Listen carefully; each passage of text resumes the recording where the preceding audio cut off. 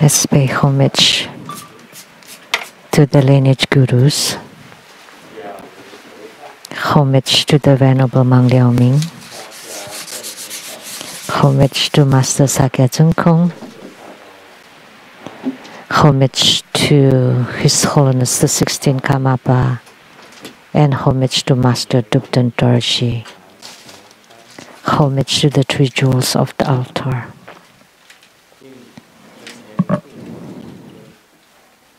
Homage to the main deity of Homa today, the great sage at the center, Akala,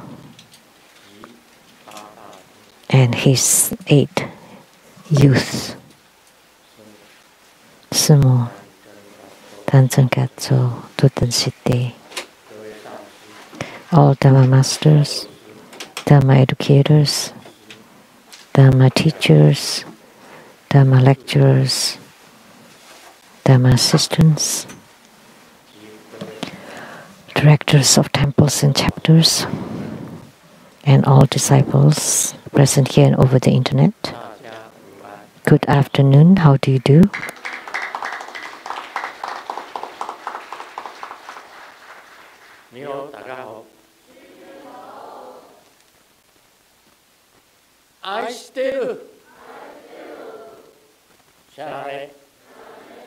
Hola amigo, te quiero mucho.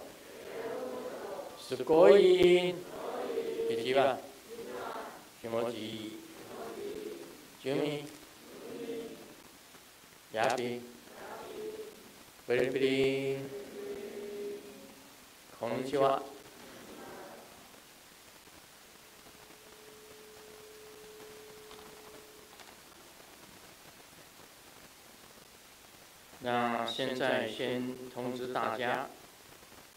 First, I would like to announce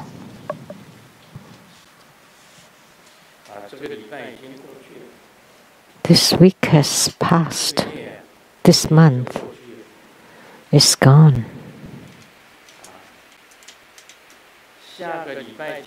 Next Sunday, November 7th, at 3 p.m.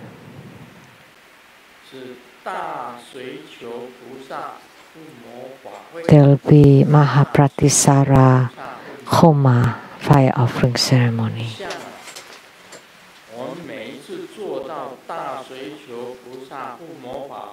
Every time we perform the Mahapratisara Homa, there will be the most people,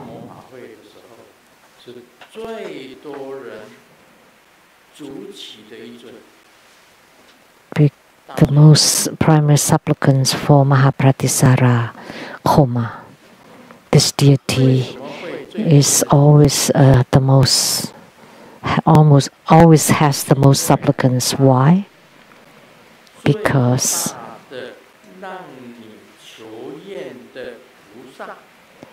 he is the greatest bodhisattva that fulfill your wishes accordingly.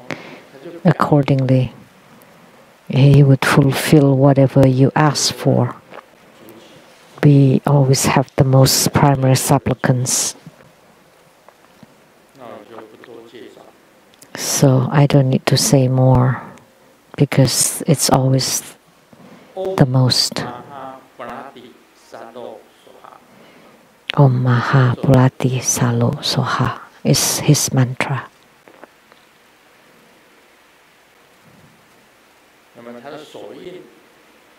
And his mudra is the scripture mudra, which in Chinese sounds like tomato mudra.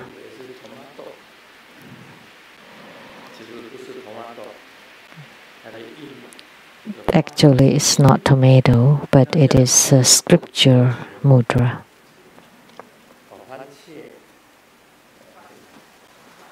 How do you pronounce it?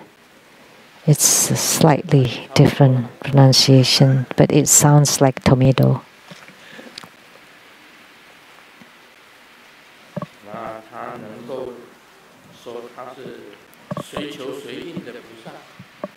So he's a bodhisattva that allows fulfillment of all wishes. So that's a great bodhisattva. We welcome your participation in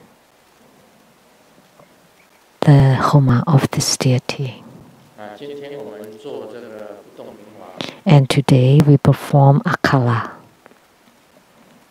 the immovable Dharma King Protector. Actually, this deity has the greatest origin.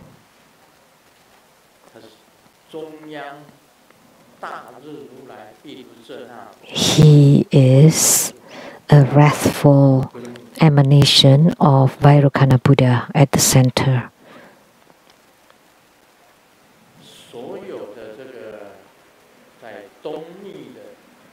All the Eastern or Japanese Tantrayana, of all the wrathful Vidyarajas, this deity is the greatest.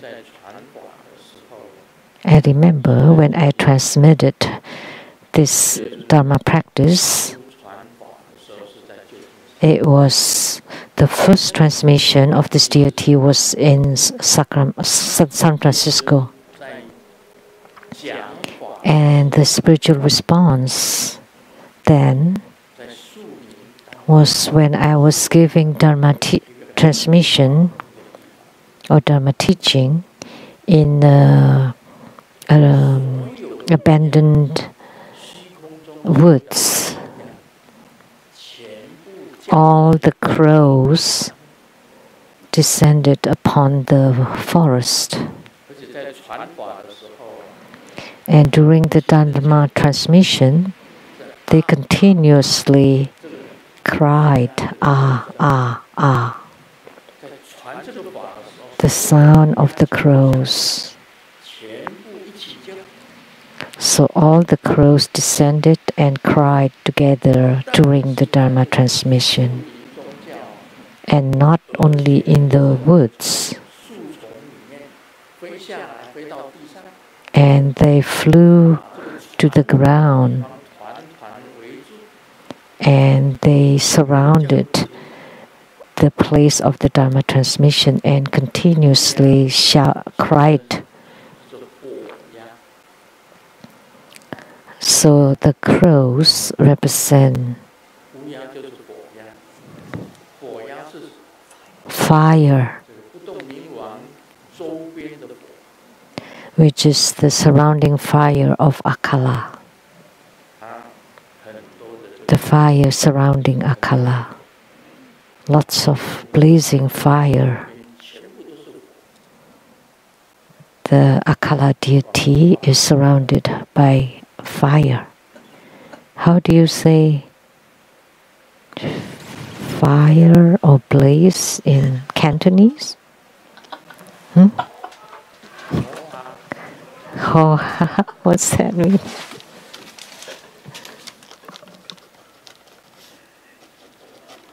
Oh, it's like a roast duck. That was the Dharma transmission in San Francisco.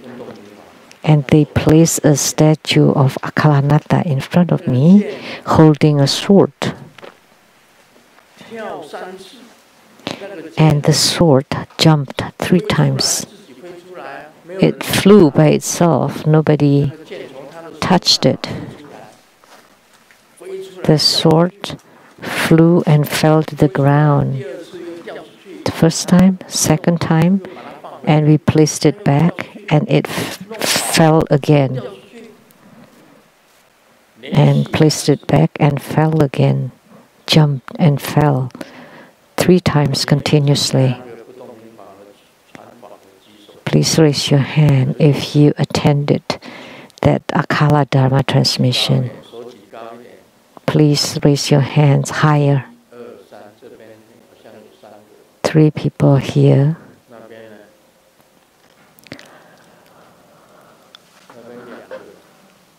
And 2 over there. There were many people, and now there are only 5 left here.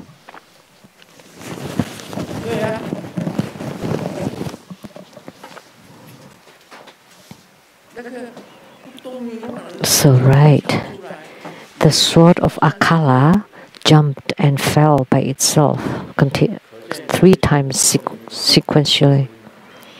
So it showed how ferocious Akala is. So what Akala said is extremely. Those who see my body generate bodhicitta. As soon as you see him, you generate bodhicitta immediately. Those who hear my name would cut off evil and do good. Anyone hearing his name would cut off evils and practice goodness. And those who listen to my Dhamma teaching would gain great wisdom. So those who understand Akala's mind would attain Buddhahood directly. No other Vidyaraja would say so, just Akala. Those who sees my body generate bodhicitta. If you see Akala in your meditation, then you truly generate bodhicitta. If you hear his name, when you call Akala, you cut off all evil, and you practice goodness. Those who hear to me speak would gain great wisdom. If in your meditation you hear his Dhamma teaching, you would gain great wisdom. And those who comprehend my mind would attain Buddhahood directly. So if you comprehend Akala's mind, you would attain Buddhahood in this lifetime, in this body. So Akala is Grandmaster's root protector deity. He's extremely ferocious. He has several mudras, as you know. This one, short sheet mudra. Sword in the sheet mudra. And 4 verticals and 5 horizontals mudra. 临兵斗则列真皆在前 which is the 9-syllable mantra and the mudra. 4 verticals and 5 horizontals mudra.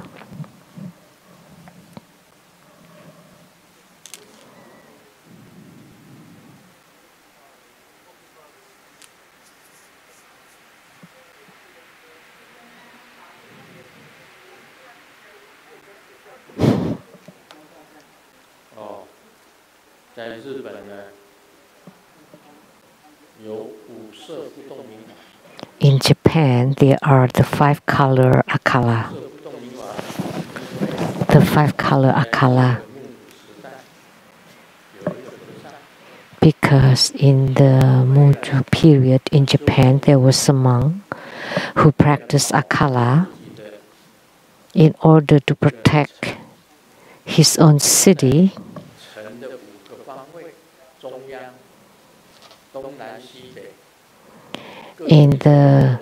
At the 4 sides and center of the city, there are Akala with 5 different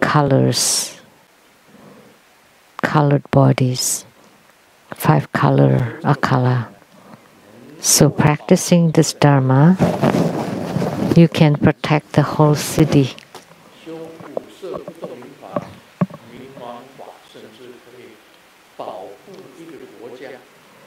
By practicing Akala Dharma, you can protect even the whole country. So it has the function of protection. So in ancient Japan, there were the Dharma practice of the 5-color Akala, which I will translate in the future.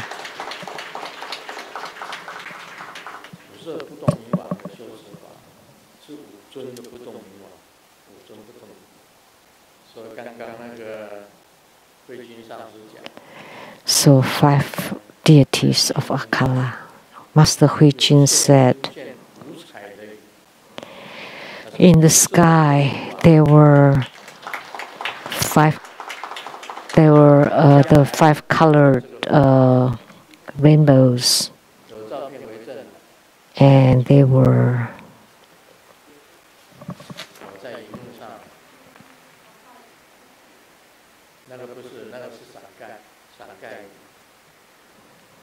not that one.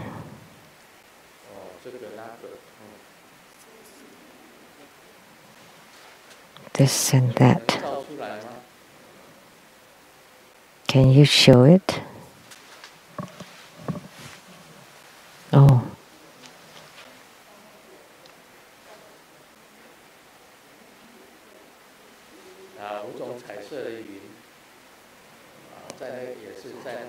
Five different colored rainbows. But on the cell phones, they're clearer.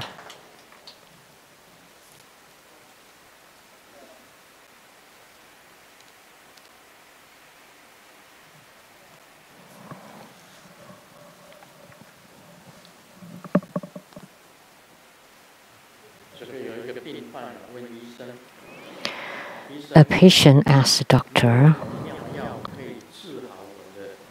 do you have a good medicine to cure my sleepwalking? The patient asked. And the doctor replied, I have a special thing inside this box that can cure you. When you get in bed, just sprinkle the thing inside the box around your bed. And the patient asked, what's inside it? And the doctor said, nails. Oh, push pins. Nails. So that's a miracle medicine.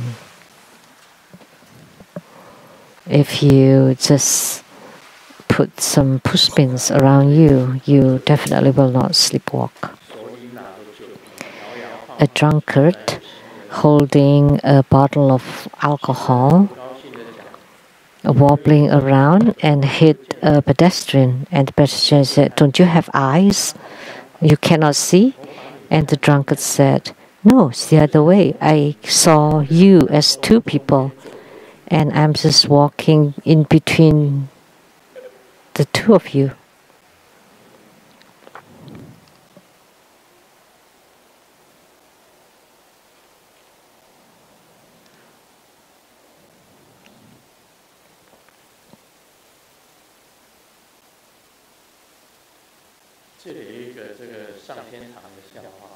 This is a joke about going to heaven. At the gate to heaven, there are 3 people lining up to get in. And St. Peter asked them, what do you wish the mourners at your funeral to say about you? And the doctor said, I hope that people would say he's a great doctor and had saved many people. And the second person said, I was a teacher and I wish that people would say he's such a good teacher and taught us how to be a good person. And the third person said, After hearing what the other two people said, I'm very moved. And I just wish they say, "Oh, look, he came back to life. He's moving." That's their last wish before getting to heaven. I remember there's a joke about heaven. There are three people in front of God. And God said, "All three of you are dead and you're about to go to heaven. Just say something honestly, the mistakes in your life." And one said, "I've made lots of mistakes.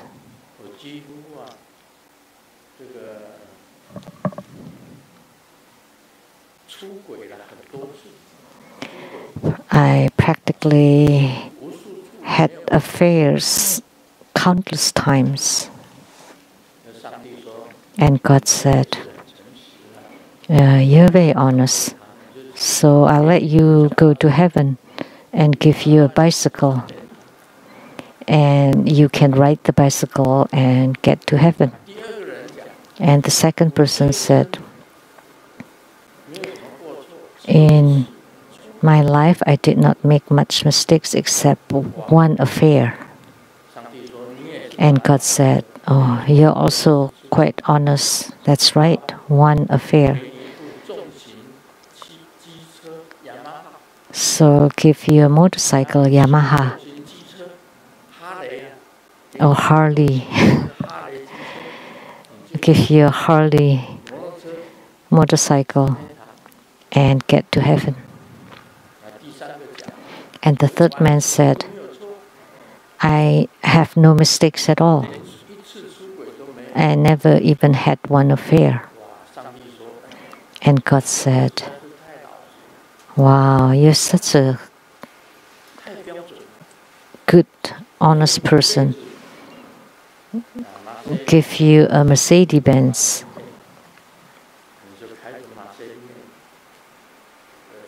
And you can drive the Benz to go to heaven. So the three of them took off. And the bicyclist and the motorcyclist got to a place and saw the Benz driver sitting on top of a rock crying. And they asked, "You have a Mercedes to drive, and why are you crying? That's the best kind of car. Why are you crying?" And he said, "I'm not crying for myself, but I saw my wife." So what happened? She walked to heaven.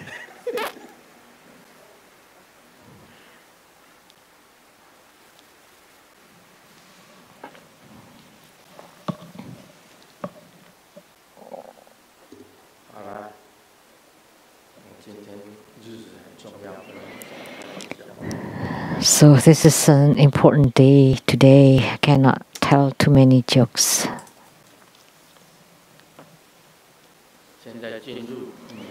Now we'll do Q&A. Question from Taiwan. Lianhua Zhenmei. Respected Grandmaster, peace be with you. I love to raise fish for decades, but sometimes the fish died. Although I can chant the deliverance mantra to deliver them, but I still feel bad. Is this considered killing? I also like to ask that when I was sick, by coincidence, the fish that I raised died, and afterwards the fish died. So is that a replacement? Please advise. So he likes to. 他没有写，他是在那个有疑问，他是做疑问的，疑问就是专门养鱼嘛，对不对？很大的很多的疑问的。So it's like a fish pond that raise so many fish, or I mean fish farms, or is it fish ponds, or just an aquarium, a small fish bowl?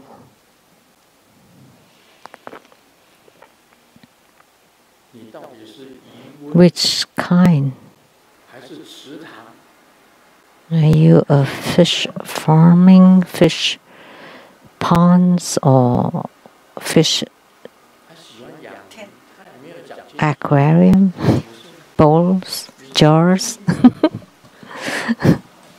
You didn't say it clearly. Did you have goldfish or carps or edible fish or fish tanks?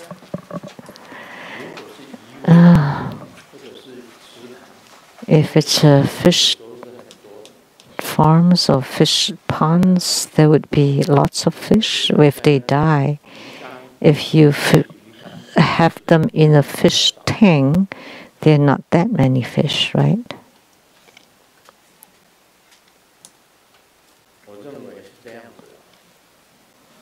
So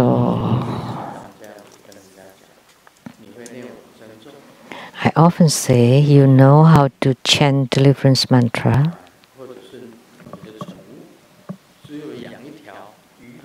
or you only have one pet.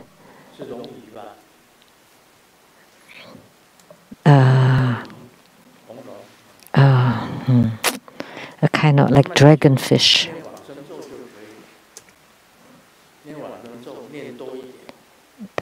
Then you can just chant the deliverance mantra more.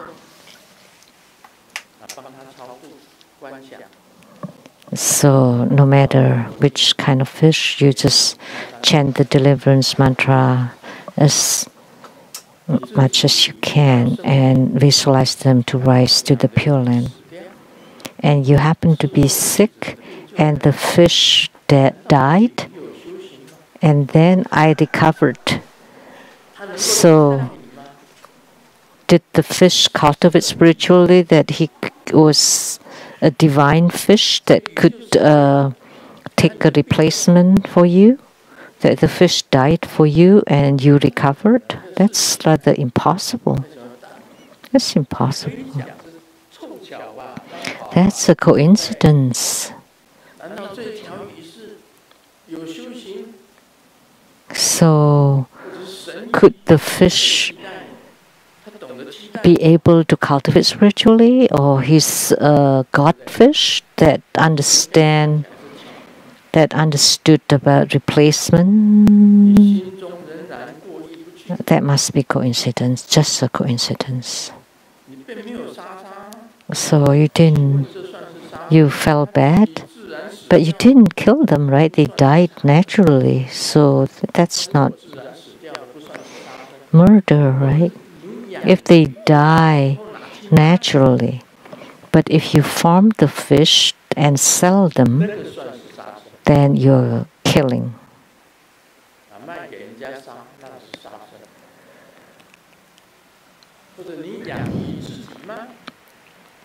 Or you raise the fish and kill them and sell them, then of course you're killing.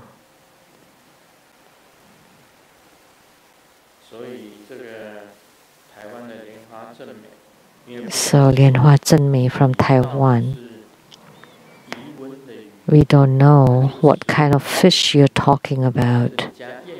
From the farming, from the ponds, from your yards, from your tanks, many different kinds. So next time if you ask, write more clearly, then I would answer clearly.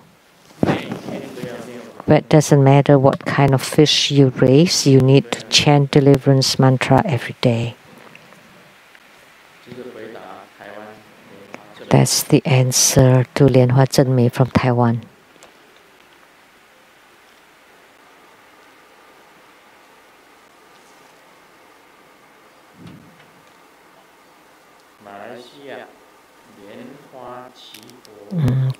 Question from Malaysia by Lian Hua Qi Bo. I saw a flatbread song written by Liu Bo Wen on the internet, and it wrote, the emperor asked, in the degenerate era, whom will the Tao be transmitted to?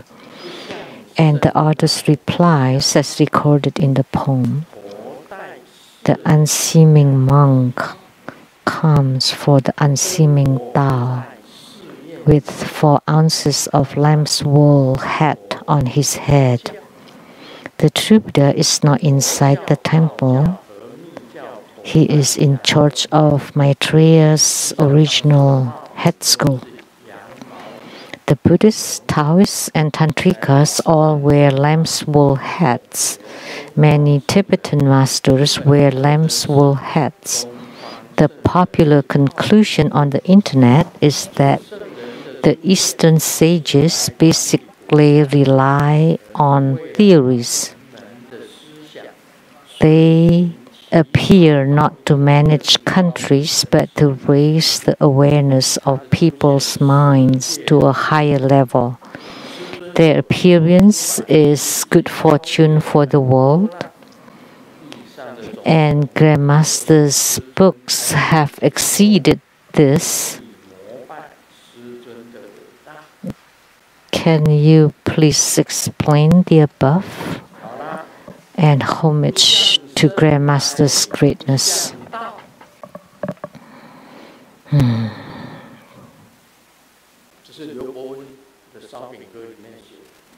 It's written in the flatbread song by Liu Bo Wen.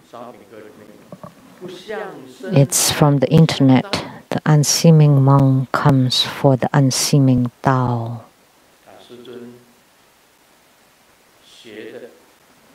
What Grandmaster studied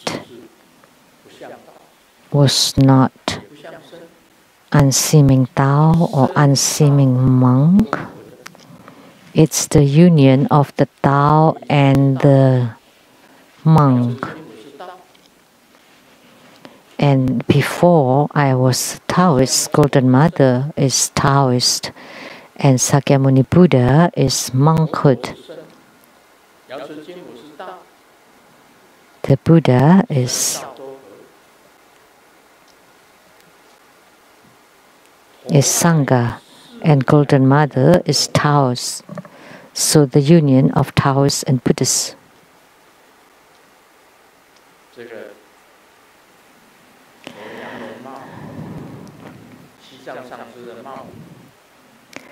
So lamb's wool hat,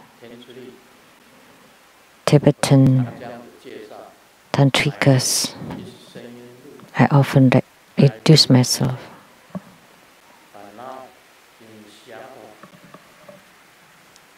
Seattle have the 2 temples. One temple in the Raymond, one temple in the North Bend. Yet is Seattle Temple and Rumpo Lezang Temple, Seattle Lezang Temple and Rumpo Lezang Temple. That's the 2 temples. I teach the Buddhism because I studied the better century. So I teach the best century Buddhism. 头戴4两 with 4 ounces of lamb's wool hat on his head. What Grandmaster learned was Tibetan Tantric Buddhism, right? However, I also worship Golden Mother. Therefore, I studied Buddhism and Taoism. In the past, I was the Taoist master of the Sibipu chapter in Hualien. And the next one, the true Buddha is not inside the temple. True Buddha, as in True Buddha school, is not inside the temple. That is correct too. The abbot of the Seattle Leizang Temple is Master De Hui. He is the head inside the temple. And the abbot of the Rainbow Leizang Temple now is Master Lien Yin. Right? He's also the head living inside the temple. And Grandmaster is nothing. But I live outside the temple. And the Taiwan Leizang Temple is the biggest temple all over the world. And the abbot, Master Lianze, he lives inside the temple. But I don't live inside the temple. Where do I live? I live in the southern mountain retreat.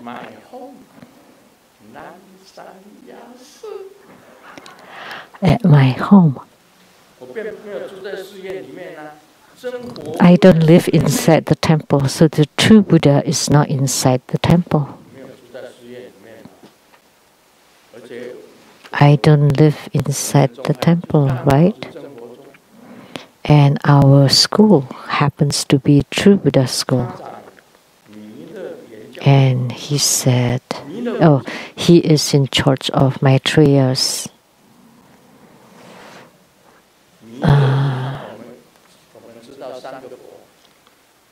prime head school. We know about 3 Buddhas. The Buddha of the past is Dipamkara Buddha, the Buddha of the present Sakyamuni Buddha, and the Buddha of the future is Maitreya Buddha. And what Grandmaster learned is the Madhyamaka, or the middle way of Nagarjuna, and the Yogacara of Maitreya Bodhisattva. Eyes, ears, nose, tongue, body, and mind. The root of the mind, which is alaya, the 8th consciousness. The consciousness of the eye, ear, nose, tongue, body, mind, the root of the mind, and alaya. Grandmaster learned Yogacara, which was by Asanga Bodhisattva and Vasubandhu Bodhisattva. The Yogacara treatise. If you have read it, please raise your hand. Nobody?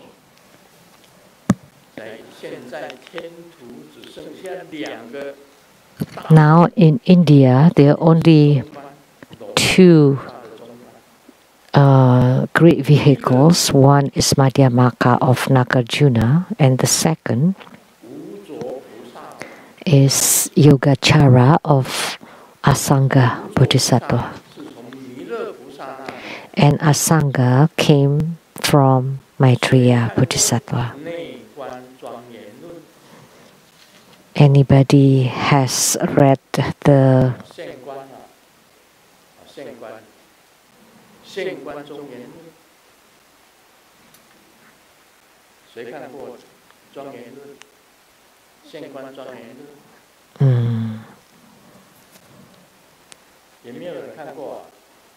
The one of the treaties, one of the 5 great treaties. Nobody ever read that? Oh, it upsets me. Let's not talk more about it. It's the Abhi Samayalankara, the ornament for clear realization. And this is questioned from Malaysia. The unseeming monk comes for the unseeming Tao with 4 ounces of lamb's wool hat on his head. The true Buddha is not inside the temple. He is in charge of Maitreya's original head school. That's as if talking about us, our school.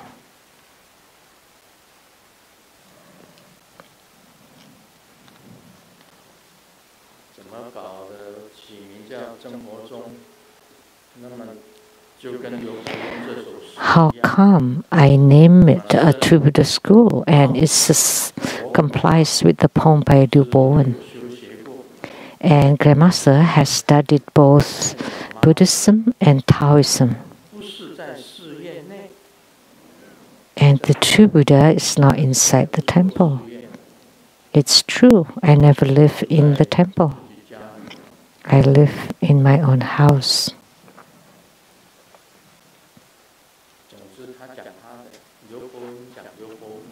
So Liu Bowen was talking about his, and I talk about mine.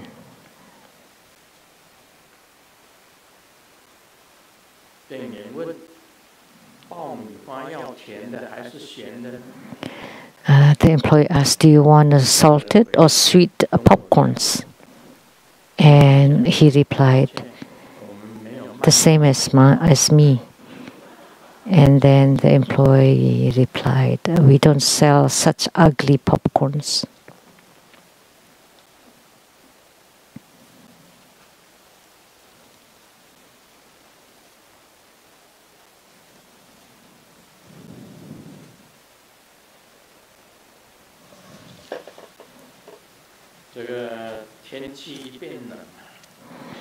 When the weather turns cold, the female student across the dorm became lazy and dirty. The college student said, and his classmate asked, "How did you know?" "Because I haven't seen her bathing for 2 days."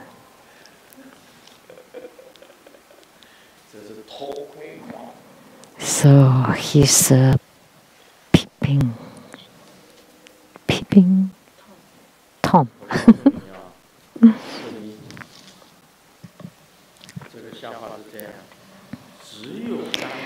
It is joke. Only when the mosquito perch on your balls, you would realize that violence cannot solve everything. At that time, you cannot slap and you cannot beat. You can only blow.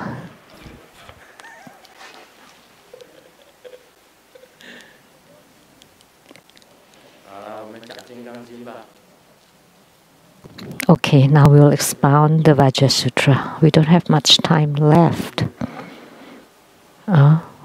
4:57 already.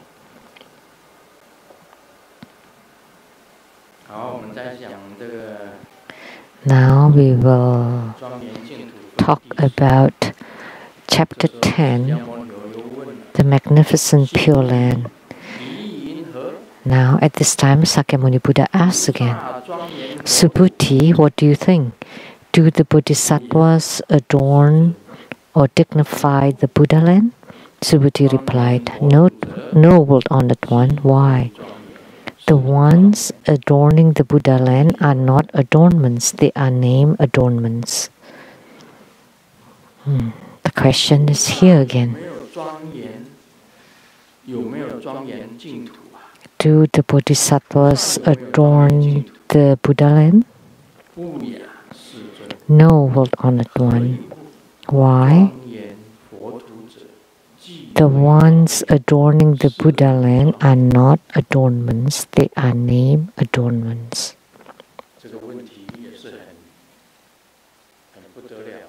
This is also a big issue, a big question. You can chant it, right? Do the bodhisattvas adorn the Buddha land? No. It's not the bodhisattvas who adorn the Buddha land or the Pure Land. The ones adorning the Buddha land are not adornments. Why? They are not adornments, but they are called adornments.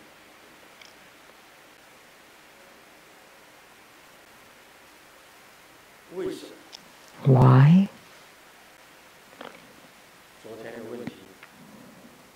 The question from last night, I will take out something.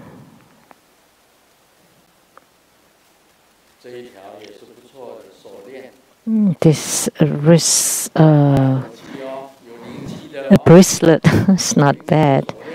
I have blown a breath on it, so it has spirit. Why? That the bodhisattvas do not adorn the Pure Land. Why?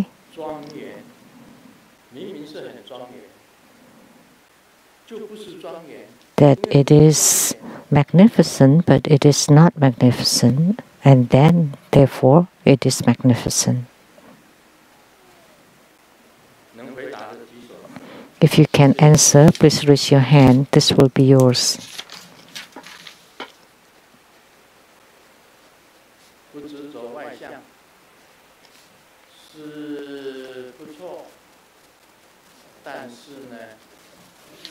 That's not bad, but it's not complete.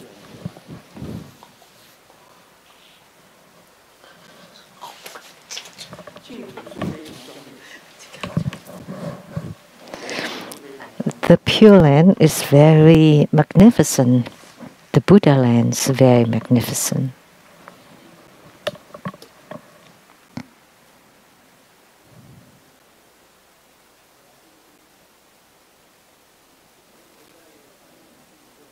The ambassador.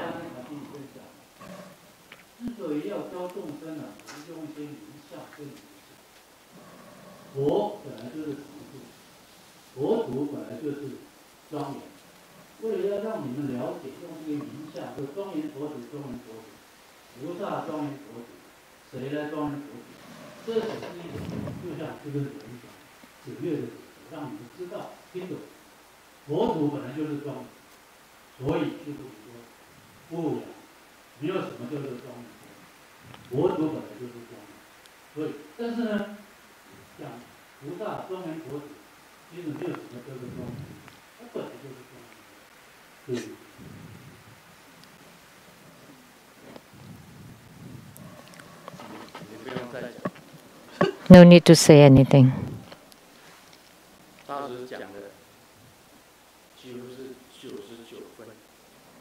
What ambassador said was 99. A score of 99. What the ambassador said.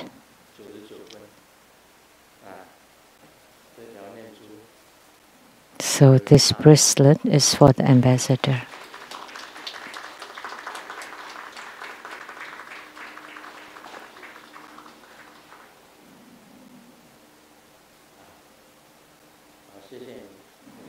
Thank you. What you said was not bad.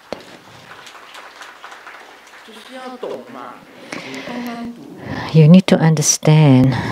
You just read it.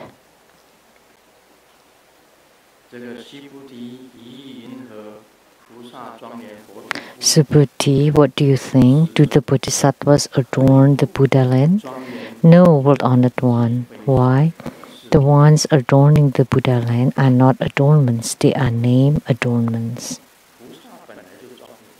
Bodhisattvas are magnificent. The Buddhas are magnificent. And the appearance of the Buddhas has 32 marks of perfections and 80 goodness. And we all know what they are, like long ears that touch the shoulders,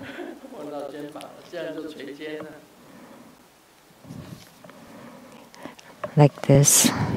80 marks of proper conducts, and the moon. The eyebrows are like the moon. The wisdom, wise eyes. The nose like Mount Sumeru. And the mouth is not tiny and not too big, not that big. And the tongue can cover the whole face. So show the broad and long tongue. And the arms are very long, longer to the knees. And there is a wheel on the palms. So 32 marks of perfections and 80 marks of proper conducts. And the 6 dignified, that's external. Earrings, 3 necklaces, breast bracelets, anklets. Those are the external 6 or 7 magnificence, or vyuha. Magnificence, adornment, they are vyuha in Sanskrit. So that's the external vyuha. That what we just talked about. Actually, Bodhisattvas and Buddhas originally are very magnificent already. And the Bodhisattvas in the Buddha lands are naturally magnificent. They don't have to adorn the Buddha lands. And in the Sukhavati, there are trees and lakes, and there are beautiful houses.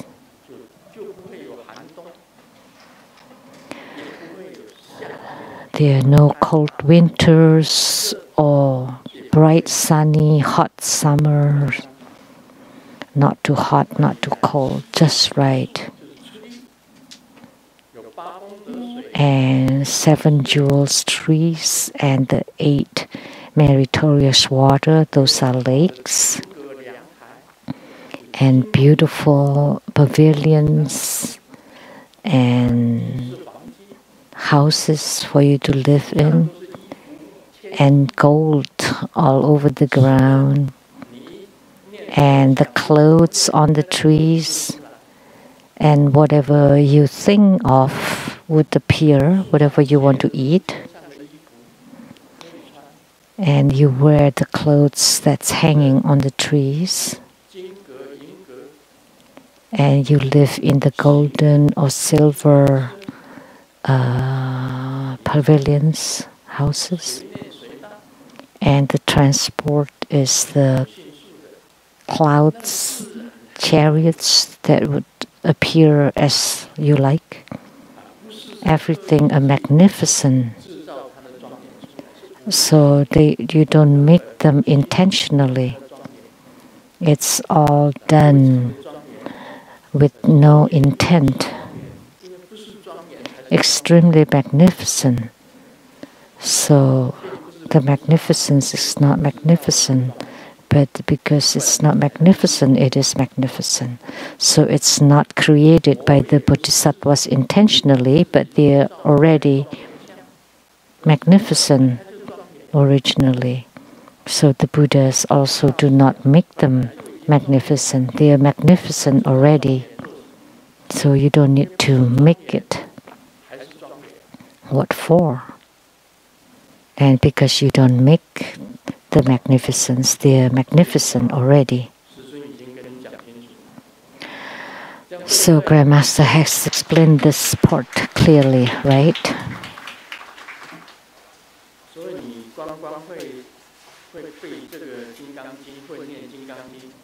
So you can chant or memorize the Vajra Sutra and you say, Subhuti, what do you think? Do the Bodhisattvas adorn the Buddha land? No.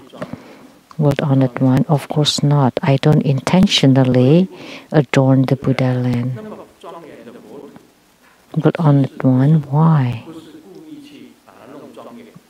The magnificent Buddha land is not made magnificent intentionally. They are already magnificent.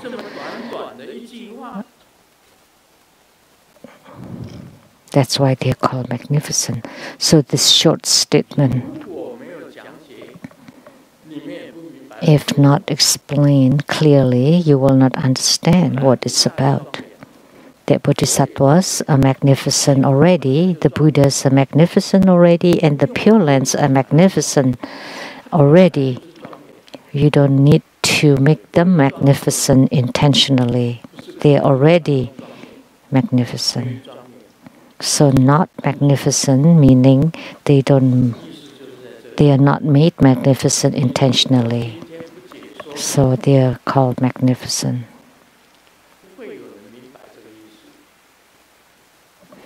If it's not explained, you will not understand its meaning. That's what it meant. So it's already good that we talk about this much.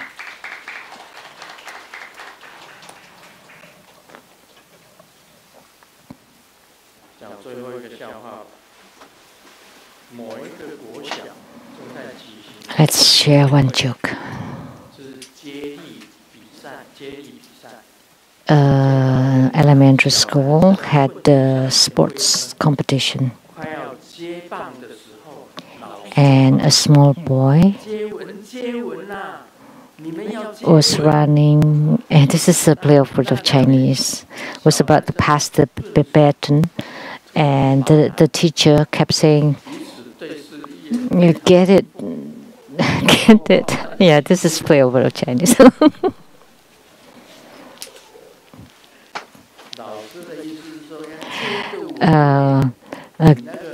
Hold it firm, and but in Chinese it sounds like kiss, kiss. So they ended up kissing each other.